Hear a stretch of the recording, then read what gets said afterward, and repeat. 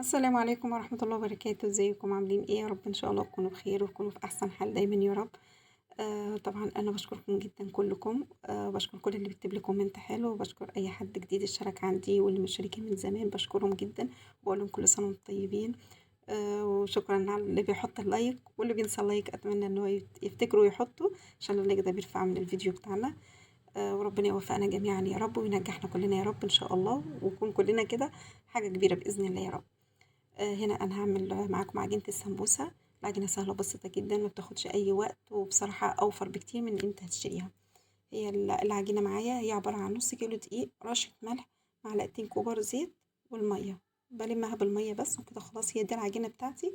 أنا حطيت الأول كوباية مية يعني بعجنها كده، إن احتاج تاني بحط شوية بشوية، بس في البداية ببدأ بكوباية واحدة بس، علشان نوع الدقيق بيختلف من نوع لنوع، في نوع بيشرب سوائل كتير ونوع لأ. فانا كده حطيت الميه، احتاجت معايا كمان شويه اهي، بحط لها بقى شويه بشويه، لان العجينه دي المفروض ان هي بتكون يابسه. هعجنها جدا، لازم تعجنها حلو قوي، علشان لو ما عجنتهاش كويس وخدمتيها حلو هتلاقي العجينه مخرزه معاكي. هتيجي تفرديها هتلاقي ورق السمبوسه كده مخرز معاكي، مش هيبقى حلو. خلاص انا عجنتها كويس اهي. هغطيها واسيبها بقى ترتاح حوالي من 10 دقايق لربع ساعه، ترتاح عشان تتفرد معاكي كويس. هي طبعا مفيهاش خميرة فمش هتختمر، احنا هنسيبها ترتاح بس.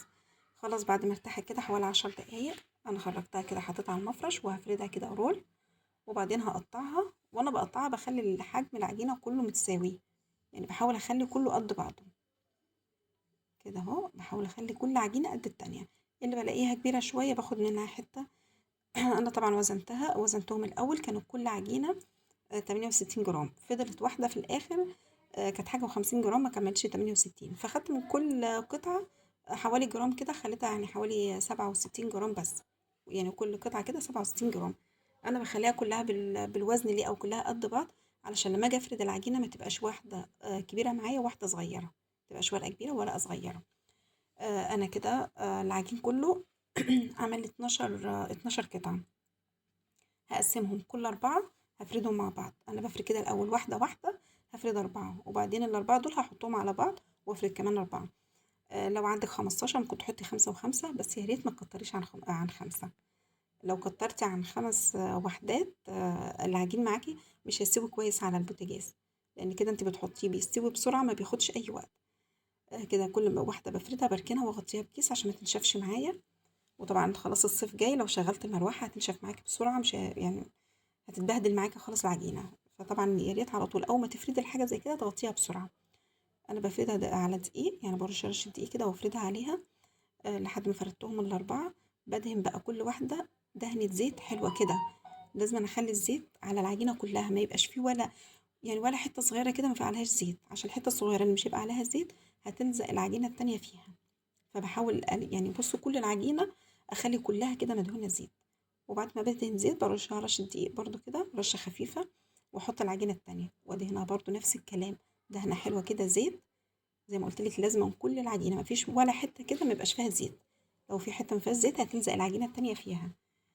فدهنة حلوة خالص اهي، بلفها كده كويس خالص، ورشة دقيق، رشة دقيق خفيفة كده. كل ده اللي هيخلي لي الورق بتاع السمبوسة مورق معايا كده، ما يلزقش في بعضه خالص بعد ما يستوي. ودي الورقة التالتة اهي، برضو هدهنها زيت وارشها دقيق، نفس الكلام برضو، مسحة خفيفة برضو، يعني مش خفيفة لأ، دي دوسي شوية، مسحة حلوة كده. دهنتها حلوة خالص اهي، كويس خالص، ورشة دقيق. والعجينة الرابعة بقى مش هحط عليها زيت، هي رشة دقيق بس عشان نفردها وخلاص. بس كده خلاص اهي. احط بقى العجينة الرابعة اهي، وهقولك برضو ازاي تحفظيها لو حابة، يعني لو عاملة كمية كبيرة وعايزة تحطيها في الفريزر هقولك تحفظيها ازاي. كده الأخرانية خالص حطيت عليها دقيق بس ما حطيت لها الزيت، وبفردها بقى بحط دقيق من فوق ومن تحت، وكل شوية بقلبها عشان لو ما قلبتهاش الورقة اللي تحت هتفضل صغيرة كده. أنا بسويها اهي عشان اخليهم كلهم قد. كل ما بتقلبيها بقى تخلي الورقة اللي تحت نفس المقاس بتاع الورقة اللي هي اللي فوق واللي في النص. فكل شوية أنا بقلبها وافردها من على الجنب ده شوية والجنب ده شوية. بحاول بقى أخليها مش مدورة، يعني آه يعني مستطيلة شوية كده بس مش قوي، علشان ما تبقاش السمبوسة ورقة السمبوسة طويلة قوي معاكي، بالحجم المعقول يعني كده. وبعدين احنا لسه هنقطع الأطراف من الجنب ده ومن الجنب ده، فبرضه نخليها يعني الوسع المظبوط والطول المظبوط، ما تبقاش كبيرة قوي ولا واسعة قوي. انت هتشوف السمك بتاع الوقت انا فردتها قد ايه، هتشوفوها دلوقتي. انا كده بفردها بالنشابه دي بعد ما فردتها بالنشابه العجله اللي هي الصغيره دي. النشابه بقى الكبيره دي بتريح قوي. شايفين السمك بقى رفيع خالص اهو. ده هيخلي الورق بتاع السمبوسه رقيق معاكي. دول كده 4 ورقات والسمك بتاعها زي ما شفتها رفيع خالص. مش هينفع طبعا تشيلها بايدك كده، هتتبهدل معاك وانت بتنقليها. تلفيها على النشابه كده وبتاخديها وتروحي فردها في قلب الصينيه اللي انت يعني اللي انت هتسويها فيها. الصينيه اهم حاجه تكون سخنه، ما تحطهاش في صينيه بارده، عشان لو حطيتيها في صينيه بارده العجينه هتلزق معاكي على الصينيه. الصينيه تكون سخنه، ما بتاخدش اي وقت خالص. النار تكون متوسطه، يا دوبك بتحطيها اول ما بتلاقيها اتشمعت كده خدت لون تقلبها على الجنب التاني، وخلاص على كده هي استوت كمان من النص. بتفرديها بقى وهي لسه سخنه، تروحي بسرعه مخرجاهم من بعض كده تسلكيها بالراحه علشان ما تقطعش معاكي. بالراحه خالص كده وانت بتفكيهم من بعض، بس وهي سخنه علشان قبل ما تلزق في بعض.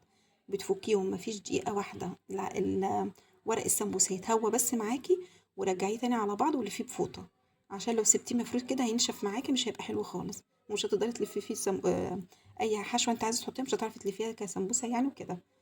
شايفين الورقه راقيه خالص اهي. انا كده فردتهم عن بعض، هحطهم بقى على بعض تاني خلاص هما كده اتهووا. هحطهم على بعض والفهم بالفوطه لحد ما اخلص بقيه الكميه اللي عندي. انا كده وريتكم 4 ورقات انا عملتهم ازاي، فردتهم ازاي، وهكمل بقى بنفس الطريقه. كده برضو انا كنت حطاهم على الطاسه اهوت، وريتكم برضو اللي فردتهم. وهنا لما خرجتهم على الفوطه شايفين شفافه يعني مبينه الفوطه اللي تحتها والمفرش. اهي شوفي ايدي باينه ازاي منها. ما شاء الله العجينة فعلا جميلة جدا لو جربتيها. فعلا أوفر لك بكتير من إنك تشتريها كمية كبيرة وأرخص، والفكرة ما بتاخدش وقت. يعني انت ممكن تعمليها في وقت تكون انت فاضية فيه، مش هتاخد معاكي أي وقت خالص. كده أنا بوريكي بقولك أنا هقطع الزوايد كده. في الوقت ده بقى كان أولادي ناموا، فأنا كنت شغالة مع نفسي، كنت بصور بإيد واحدة بقى، فبقول لكم أنا هقطع الزوايد كده. وهنا بحدد برضو أنا عايزة حجم السمبوسة قد إيه. أنا عملتها حطيت 4 أصبع كده، يعني عملتها حوالي 3 أصابع ونص. يعني العرض بتاع السمبوسة حوالي 3 أصابع ونص. شايفين بقى الحروف اللي أنا بشيلها دي، كل ده مش هرميه. اللي أعرف ألفه سمبوسة هلفه، اللي مش هعرف أنا هنشفه في قلب الفرن، وهحط عليه شوية مكسرات وشوية سكر ولبن مغلي، وتاكليها كده هتبقى جميلة جدا. كحلويات هتبقى حلوة قوي، تبقى زي ام علي كده، تبقى حلوة وجميلة خالص. دي السمبوسة بقى اللي احنا قطعناها. انا قطعتها زي ما قلت لك، حطيت كده 3 أصابع ونص. الحجم ده واتلفت معايا كده كانت حلوة قوي. الطول بقى يعني ممكن، على فكرة حتى القصيرة كان في ورق برضو قصير وصغير كده شوية كان بيتلف معايا برضو سمبوسة حلوة. فأنا عملتها حوالي يعني شبر كده وحوالي 3 أصابع كمان الطول بتاعها. دي السمبوسة هي. وفي شوية تاني على فكرة ما كنتش لسه قطعتهم، والورق اللي طلع من على الحروف كل ده كان لسه ملفوف في فوطة. بس انا بقى سويت دولت وحبيت اوريه لكم الاول اهو، واقول لك بقى ازاي لو حابه تشيلها في الفريزر. يعني الكميه دي كبيره، انا مش هعملها كلها في يوم واحد طبعا. فهشيلها في الفريزر. طب عشان ما تبص مني ولا تتكسر، فانا هعمل ايه؟ انا بدهن بين كل ورقه وورقه زيت. شوفوا الاول كده اللفه بتاعتها اهي. اللفه بتاعتها سهله خالص، السمبوسه اصلا لفتها جميله جدا وسهله. طبعا زي ما قلت لكم ان انا اصلا اللي بصور مع نفسي، انا كنت سانده التليفون دلوقتي على كوبايه وكنت بحاول اوريكم. انا زي ما قلت لكم انا والله جبت الستاند في باظ، فانا يعني مش، لا ان شاء الله ادور على نوع كويس تاني، لان ده كان مش كان وحش خالص فمش عارفه اصور بيه. دي شكل السمبوسه اهي. بس كده بقى انا هقولك تحفظيها ازاي بقى في الفريزر. هتحطي ورقه السمبوسه كده وتدهنيها زيت بالفرشه مسحه خفيفه خالص، مش كتير بقى. يعني احنا كنا بنحط مسحه حلوه قوي في الاول علشان ما يلزقش في بعض، هنا بنحط مسحه خفيفه خالص. ونحط الورقه التانية عليها برضو نفس الكلام، مسحه خفيفه ونحطها عليها. نعمل كده في كل السمبوسة اللي عندنا، وتحطيها في أكياس وتلفيها حلو خالص، إنك يعني تخرجي كل الهواء اللي فيها علشان ما تعملش تلج في قلب الفريزر.